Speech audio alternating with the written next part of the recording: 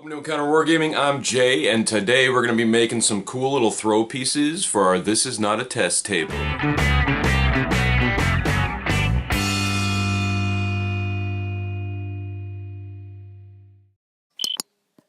As you guys noticed, I did a little unboxing of these cool little scenic resin pieces, and so the original intention was, of course, to use them for throw pieces for this commission, for the This Is Not a Test table that I'm building right now for a friend. And yeah, so this is the final product. I mean, I've just used those resin pieces, a little bit of wire meshing, just random pieces of foam core I had lying around, and of course a heck ton of PVA glue, sand, static grass, and flock. So there they are. I'm going to basically just walk you guys through this step at a time like I normally do, and let's build some cool barricades for This Is Not a Test. So obviously I'm going to start with my templates. I just got a bunch of little small pieces that I have cut off from another project, and I've just cut them into small squares, the size that I promised my buddy I would make them.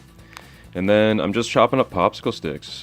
These are going to be my fence posts, I've decided. So I can get one post out of one stick.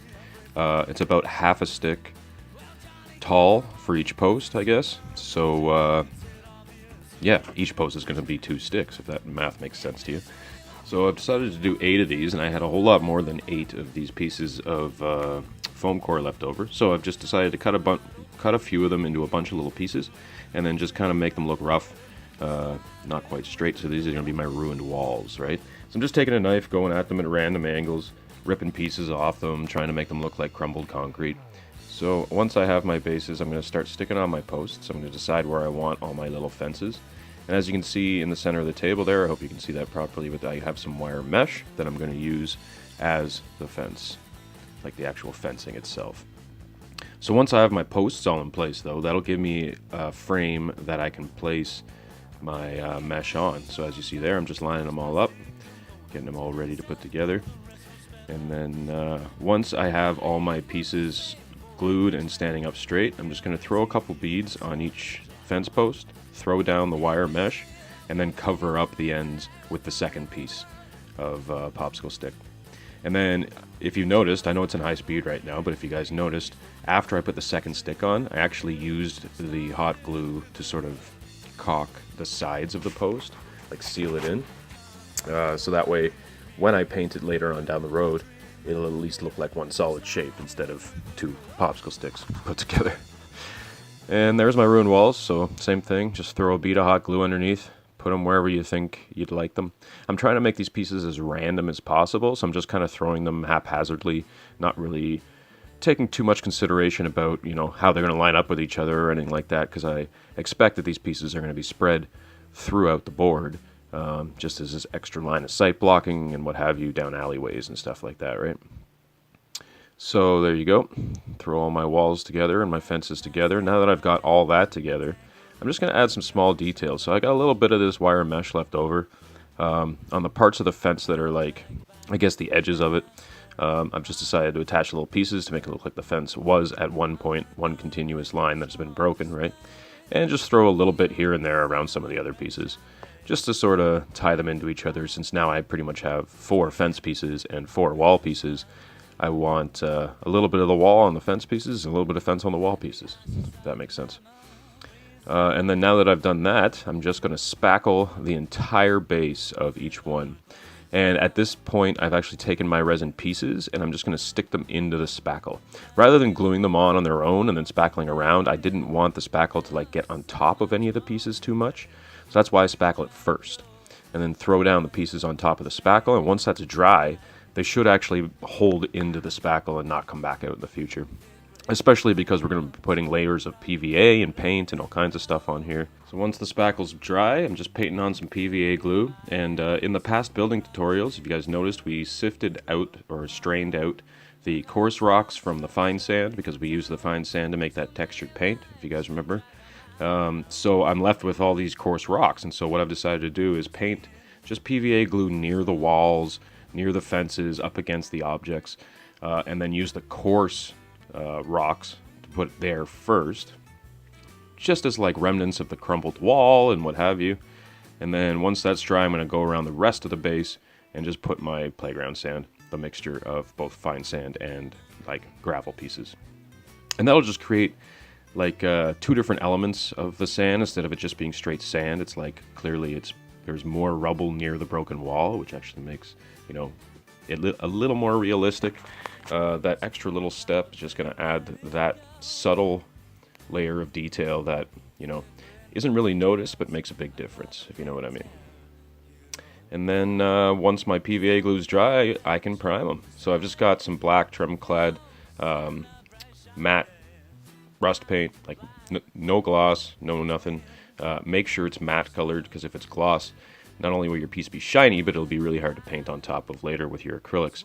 This stuff, because it's matte, it has a bit of a, I don't know, kind of an eggshelly type of finish, like a dry finish. And so it's very easy to put acrylics on afterwards. And that's that. So once all of my pieces are primed, I'm actually going to take my brown espresso rust paint now and just paint all the bases, avoiding the walls, avoiding the objects. If I get a little bit on it, I'm not crying about it, but I want all the bases of these pieces to be dirt, not cement, so I need a brown base coat, because all the cement I've done on the other pieces, I started with a black base coat. So this way it'll just add a few more colors, a little bit of differentiation between pieces, as well as tying it in with the future bridge that we intend to build. And then once my espresso is dry, I'm going to start doing my dry brushing. So to start with, I've just got some cinnamon brown, and I'm basically just dry brushing all of the sand areas of the base, all of the soil areas, I should say, just to bring them up a layer and just make them look, you know, a little more three-dimensional. Especially because we're going to be finishing this off with a bone color. I don't want to go drastically from espresso to bone, because that would just look silly. So I got to put this sort of cinnamon brown in between. This is the same colors we've used in most other videos, guys, in this channel, so you guys have probably seen this before. But those who are watching for the first time, this is the basics for the concrete. Here we go. I'm dry brushing on some gray, just, you know, sort of a medium gray color. And so the concrete's based with black, dry brush gray. The dirt is based with espresso, dry brushed, you know, lighter brown, cinnamon brown. Then I'm gonna, the reason I want to paint the dirt first and then the cement is so that in the past I've told you guys that it's better to paint the cement first, because it's more likely that there's going to be dirt on the cement wall than it is for there to be cement on the dirt ground, right, as far as like what looks realistic to the eye. But in this case, because I did that thicker rubble near the walls, I wanted to paint that stuff gray too, and so that's why I did the brown first instead of the gray first this time around. But once all of those colors are on there, then I'm just taking like my bone color and I'm going to dry brush the entire piece with it. I haven't painted any of the details yet, just the walls and the dirt. And we're just going to finish it off with this bone color. Just bring everything up, make it just pop out at you. And it just adds that like next level of like lighting. And that basically finishes it off. It ties also all of the colors together, ties the gray together with the brown and what have you. And then, yeah, once that's done, I'm just going to go straight on to silver, paint all of the silver bits all over all of these things. So it's the garbage cans, there's some sheet metal lying around, some tires, an old bicycle, stuff like that. And all that is going to be silver. I've just got some tan here, and I'm throwing that on the mattresses, the piles of garbage that are actually in the garbage cans. Yeah, mostly the fallen mattresses. Or soiled mattresses, I should say. And there you go. A bit on the tops of the garbage cans, especially the one that's spilled over, because I want what's coming out of the can to look different from the, you know, just normal dirt. I want it to look like paper and garbage falling out. And then, yep, just picking a couple other colors to do here. So the sort of tall stand-up garbage bins that are there. Here in Toronto, we use those same bins as our recycling bins. So I've decided to paint them blue just to denote that they are recycling bins as opposed to garbage, hence the garbage cans. Because I'm sure most metropolitan areas will, you know, have a recycling program, at least nowadays. And then just choose a little bit of green, a little bit of purple to throw on these two random chairs that they gave me in the set. And I just chose green and purple because they're different than any of the other colors I've chosen so far, and that way they'll stand out and look like unique individual pieces on these little guys. And then the last base color I'm putting on here is I'm going to paint that cinnamon brown on the posts of the fences, just to make them look like wood posts. So now that all our base colors are on, I'm just going to hit everything with a nice thick coat of Agrax or shade. Now, not everything, I shouldn't say that. All of my little details that I just painted. So the chairs, the garbage cans, like I said, the soiled mattresses, the pieces of sheet metal, the recycling bins, all of it. All of the extra details that are not either the fence, the ground, or the walls, basically, are going to get a nice coat of Agrax. In fact, even the fence posts, I believe, actually, I also hit with a coat of Agrax. Just to give everything that dirty look. And then, basically, I've just got a little bit of black here, because there is a couple tires around. Like I say, there's a crumpled up bike, there it is right there. And just painting the tires on it, just to add that little detail there.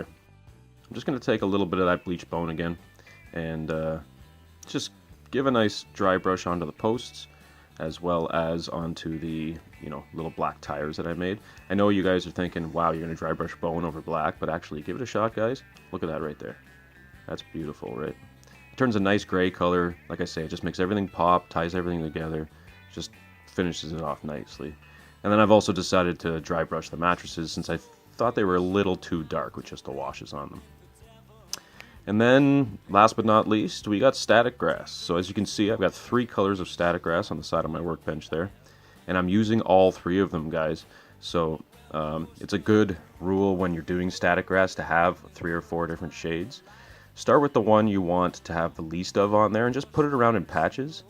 And then move on to the slightly darker shade, put a little bit more around, and then the darkest shade filling in all of the rest. And that way, it just creates a little extra level of realism, in the sense that when you look at a patch of grass, it's not all the same color, right? There's some dead in there, some weeds in there, and other things, you know what I mean? So, I like to use the 3 tones, at least. If you use 4 or 5, it looks even better. But 3 minimum, it just adds, again, that level of detail that doesn't really, it's not super obvious, but it makes a massive difference. There's just one more detail I wanted to add before we were done, and that's just a little bit of like a moss or a mold growing on the concrete. Now, the good thing about static grass, and in this case I'm actually using a very dark flock for the moss, it's a good excuse to be able to cover up all of your little inconsistencies in your paint job, any little bubbles in the PVA glue that you got that now you've painted over, it looks like a divot in the ground, cover it up with static grass. In the walls, I've got a couple of streaked areas where I dry brushed it and it looked like a splotch of paint rather than a nice dry brush. I'm just using this moss to cover it. So that's basically it, guys.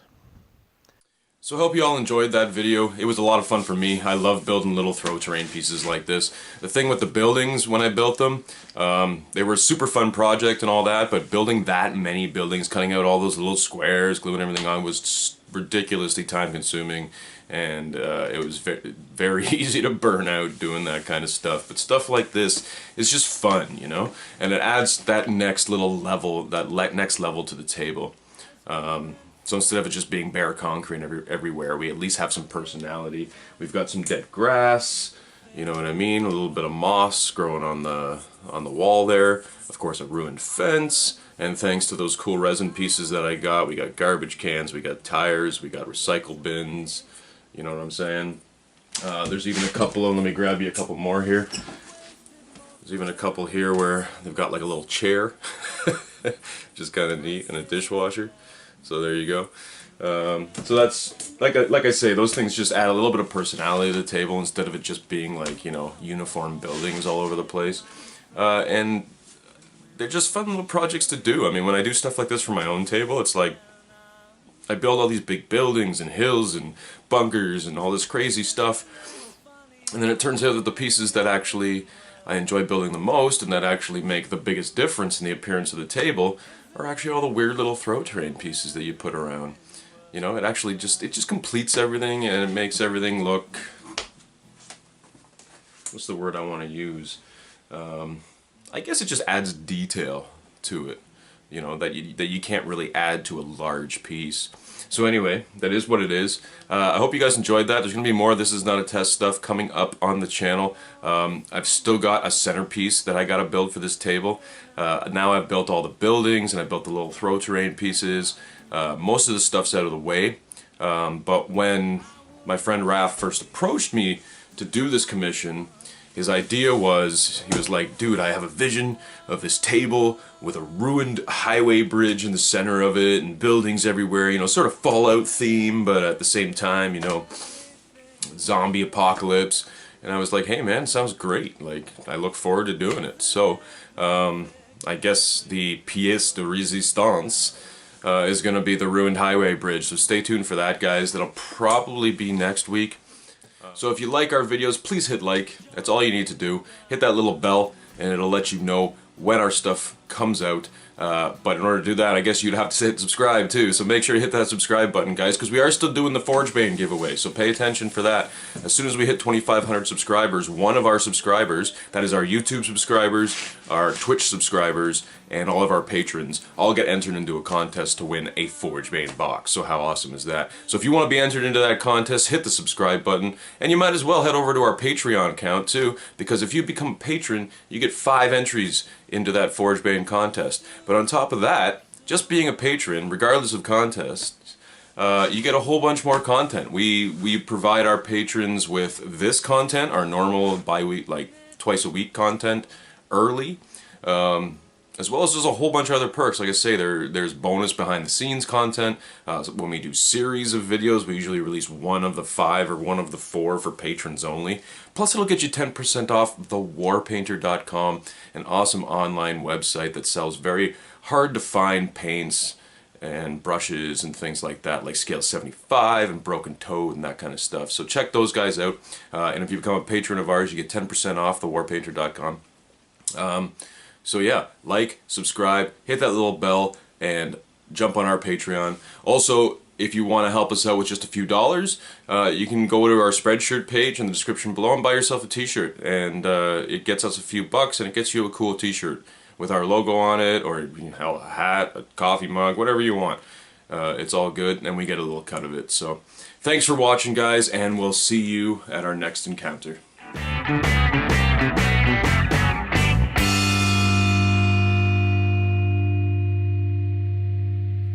Like a monkey.